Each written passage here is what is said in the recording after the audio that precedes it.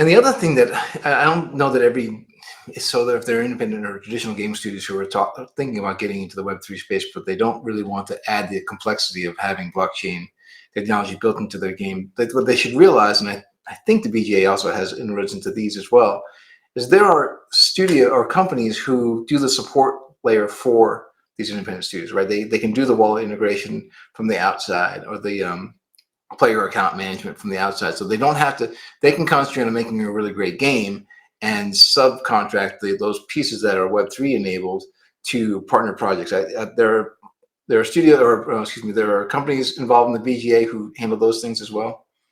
Definitely, like one example will be Ultra.io, who has this vision from day one. It was maybe 5 or 6 years ago. Actually, it was more than that, because they were part of the creation of the BGA in 2018. So they had the vision of subtracting any kind of difficulties for game companies to use blockchain, but without thinking about it as a game developer or as a game company. So we definitely have some members who are doing that.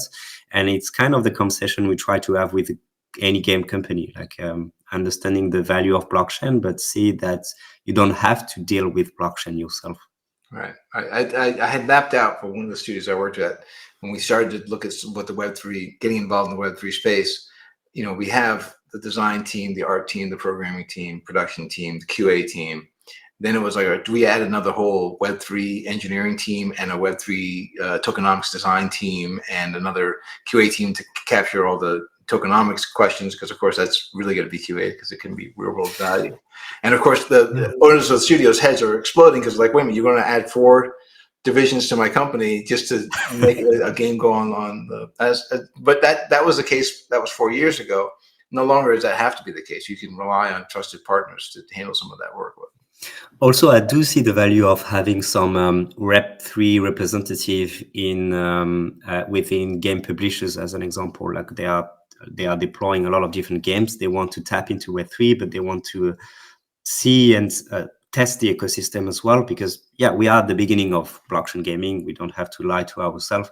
Though we do see a lot of game publishers, let's call them traditional game publishers like Tap Nation and the others, who have some Web3 representative, because they want to leverage the kind of games they already have, or they will have, and they want to build specific connection with different chains, different infrastructure, and they want to test things as well. So I do see the value of it. Maybe some tokenomics expert as well, because when you have a game publisher, when you are a game publisher, you see also the opportunity of having blockchain, because you want to create one ecosystem with every IPs you already have, so your players easily travel into every kind of games you could suggest to them, and have some reward mechanics between the different games they deploy.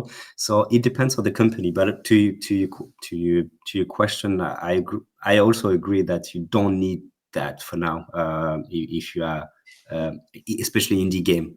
YOM.